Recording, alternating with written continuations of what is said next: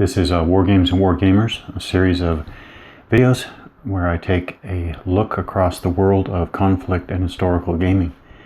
What I've been looking into recently is complexity in war games.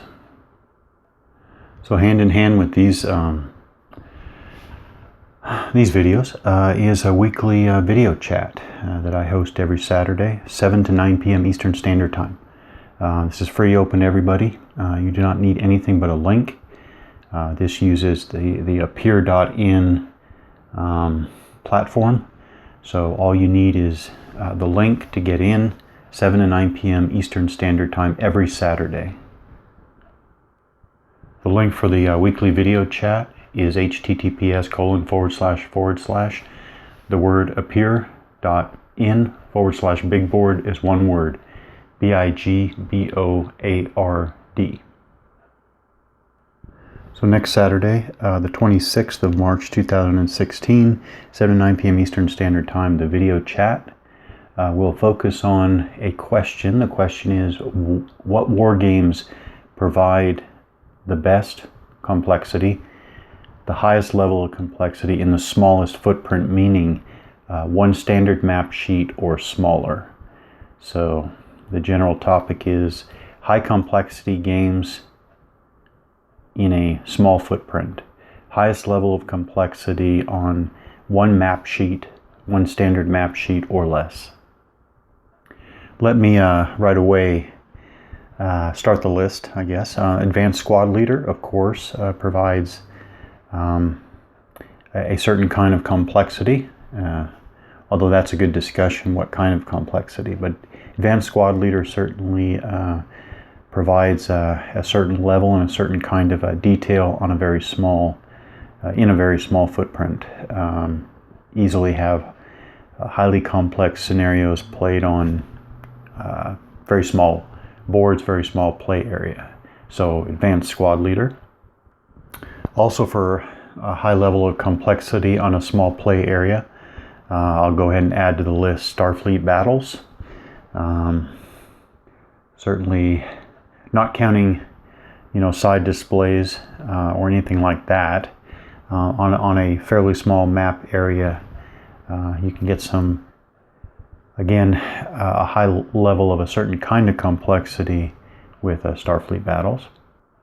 And with Reluctant Enemies, of course, you get OCS, Operational Combat Series, on a single map, on a single standard map sheet. So again, you get an OCS variety of complexity on a small play area. So there are different kinds of complexity. Maybe when it comes to war games, we're talking about a kind of environmental complexity that is many decisions made by the players that directly influence game processes, and all of those different decisions made by players can interact with each other and interact back and forth, interact with the game processes to create, again, a certain kind of complexity. So stepping back to kind of ask the question, what is meant by complexity? We can certainly start with some academic papers written, published over the years. This is from 1996, a journal article, Choosing the Best Model, Level of Detail, Complexity, and Model Performance. Interestingly, in this article, of course this is written, published in 1996, but the authors write, there is no single accepted definition of either level of detail or complexity, and in fact a formal definition is rarely attempted, but when applied to a model, the level or amount of detail usually means an assessment of the extent to which the observable system elements and the assumed system relationships are included in the model. And the term complexity, although it is used in many different ways, such as the term complexity is used in many different ways, such as difficulty in computing a function, computational complexity, a structural attribute of a piece of software, software complexity, the difficulty experienced by people in perceiving information or solving problems in a particular environment, behavioral complexity, and this This, what the authors call behavioral complexity, is probably close to what we're talking about when we talk about complexity in war games, although this doesn't necessarily capture all of complexity in war games. And then complexity of terms, sentences, and theories, or logical and semantic complexity. So what for you is complexity in war games? What do you think about complexity in war games? How do you deal with complexity in war games? And again, what are some games that pack a lot of complexity into a small gaming footprint? So this blog, which I don't think is active anymore, is still an oldie but a goodie, to use a cliche. The author has this subtitle or explanation. This blog is for players and collectors of traditional war games. It provides information and commentary about older board games from publishers such as the Avalon Hill Game Company, Strategic Publications Incorporated, and GDW. Most of the titles discussed here are out of print and available only in the resale market. Still, I hope that the various posts, game descriptions, book reviews, critiques, and other hobby-related material that I present are of interest to those players who still appreciate and play some of the older classic games. And I think whoever is behind this, the author behind this blog, really does or did a very good job of laying out a nice, accessible, but still broad, hobby-related, I guess, digital publication. What I've used it for is to, take a deeper look at some of the really old, original, classic games. So that's what I've used it for, and it has really been very useful for that. So let's grab an example. So this is a good example of a game that I would have read about here, and I would have gotten enough information to probably go ahead and make the decision to buy a game like this. So we have SPI's Cobra, 1977.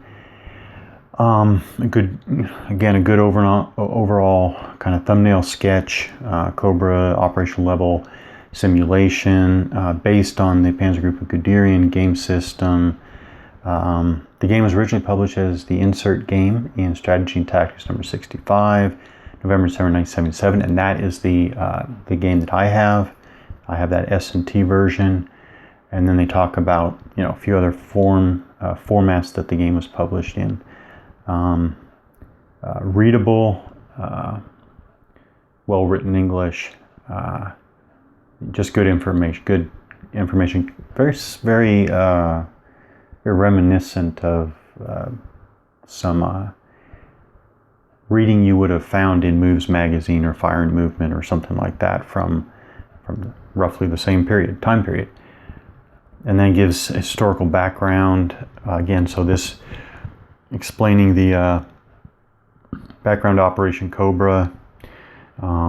Nice that it's here easily at your fingertips. Description of the game, starting with the basics, two-player simulation. Various game counters represent historical combat units. 4-color hexagonal grid map. Scales, stuff like just the basic kind of nuts and bolts. Then goes into more detail, game turns. Complete game is 13 turns long, so on and so forth. The turns divided into such and such player turns and game turn sequence. Quickly described the mechanics of play for the game. This is all typical for many of the articles that I've read on this blog or from this blog. This is very, very typical. A nice, if you click on the map, a nice, representation of the game map. Unlike Panzer Group of Guderian, there are no untried units in Cobra, so it has some comparisons and contrasts with other games. yeah, just succinct, but covers a lot of information. So Zocs and movement rules, and counter scan, talking about combat results table, combat modifiers, and kind of what they mean. And then a paragraph here, one critical feature that separates the movement rules of Cobra and the other titles in the PGG family of games is the incorporation of a far more complex type of overrun combat. This is something that, for a gamer like me, not having come from this time period, not having played all these games, you know, in one generation after another as they were new, and kind of internalizing this stuff over many years, this would be something that I really wouldn't get easily. So this type of presentation and analysis is just nice to give me enough of a sense of the game to make a decision to get it or not. Yeah, so combat. So it's, as you can see, I mean, it's not brief. There's enough here, but it's not overly long or overly wordy.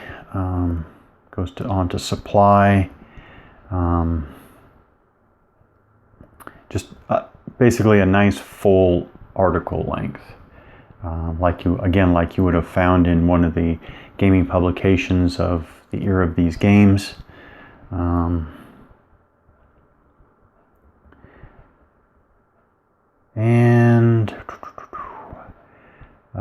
Yep. Okay, and then the blog writer's personal observation, and some commentary at the end, which is nice.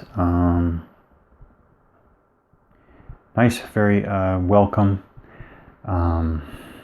So, kind of, and some criticisms. As I recall, which is nice, in a lot of these articles that I've read, the author gives very, again, typical for a good print publication, gives good, points out, good parts of the games as well as drawbacks and shortcomings. Yep, so this is a good example right here. And kind of, and as I recall also, I think the writer does a good job of giving a kind of a wrap-up recommendation, so to speak. Yeah, all very well written, and since it's well written, it's useful. Again, I doubt it's useful for anybody, any old-time gamers, but for new-time gamers, it's a very nice publication, very nice outlet, and it's too bad that the blog is not active anymore, as far as I can tell. So again, nice informational summary. Yeah, so Map Encounters website, blog. I want to add one more time that I have used this blog almost exclusively to do quick research on very old-time classic war games, primarily to make a decision whether I would, basically search out and acquire a copy or not. I actually never made an effort to dig deeply into who's behind it, and so since I do think the writing is so well done, I may have missed the fact that maybe the person behind this blog actually wrote for some of those magazines back then. I don't know. I just think the writing is well done. I mean, it's high quality for a blog, and again, I've found Map Encounters, this blog, useful for learning more about these old-time classic war games. Another miniatures wargaming blog, Tiny Tin Men, There Ain't But One True Scale. this article had to catch my attention. Why I like Warhammer Ancient Battles. The blogger talks about basically moving from DBM to Warhammer Ancient Battles, and the article definitely caught my eye since I had my first taste of Warhammer Ancient Battles recently, and kind of had came to the same conclusion this blogger came to. So he concludes the main reason I like WaW, however, is that it is quite simply a good game of toy soldiers. So face it, we're only pretending to recreate history through simulated engagements on the tabletop or studying models of nation-state interactions in times of crisis. In reality, we're all just boys and girls playing with our toy soldiers again, and that's just what WaW provides, a game of toy soldiers with historical flavor.